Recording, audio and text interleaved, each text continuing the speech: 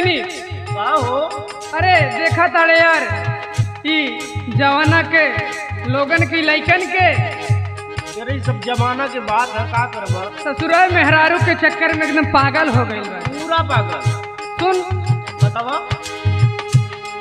मेहरारू भैलिया मारी काला युग में भाई हो, मेहरारू भैलिया मारी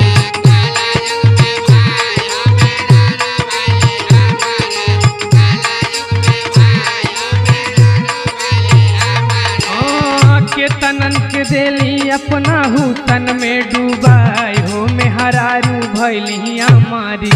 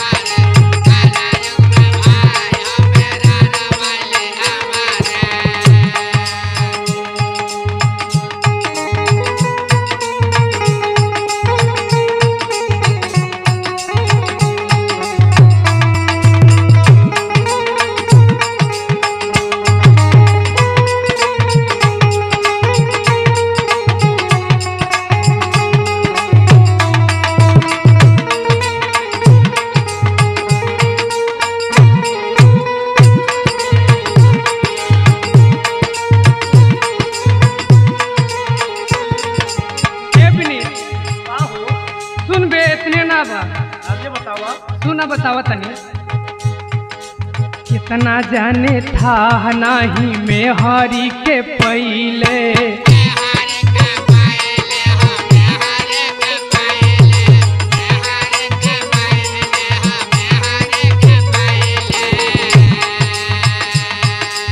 ओही के चक्कर में तबाह होई गईले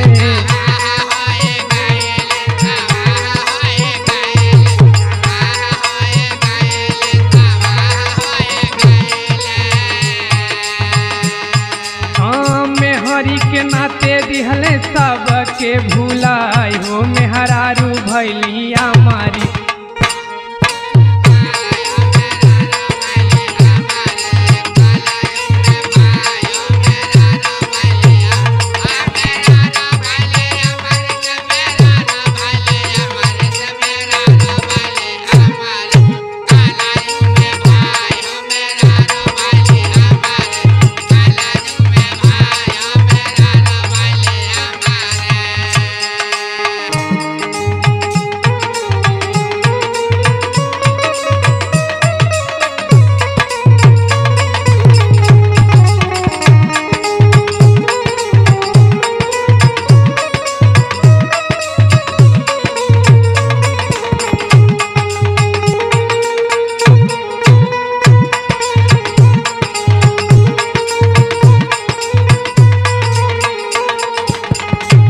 का हो बतावा। ई लइका लोग ना मेहरारू के आगे केहू के कुछ समझते ना बाड़े रे, कुछ ना समझत हुआ। सुन बतावा। मेहरी के सेवा करे छोड़ी सब कमावा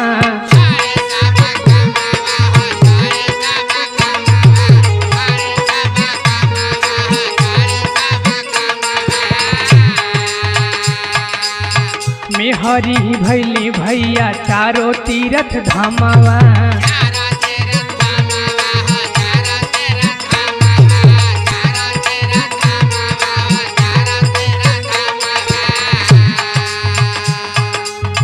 लात घूसा भले रोजा में हरी से खाए हो, मेहरारू भैलिया मारी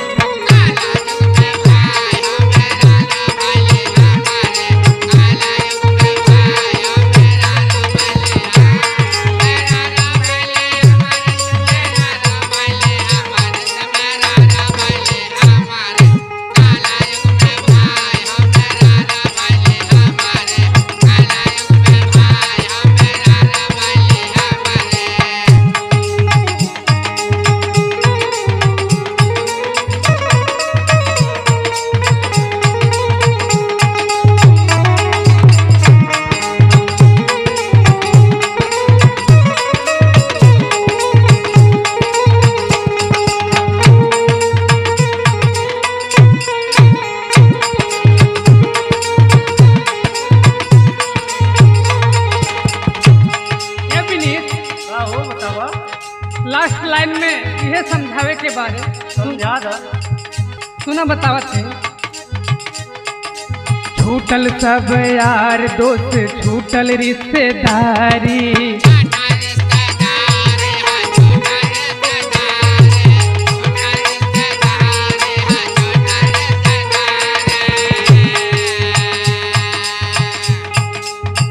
आठों पहर में हारी के कारे खातिरदारी,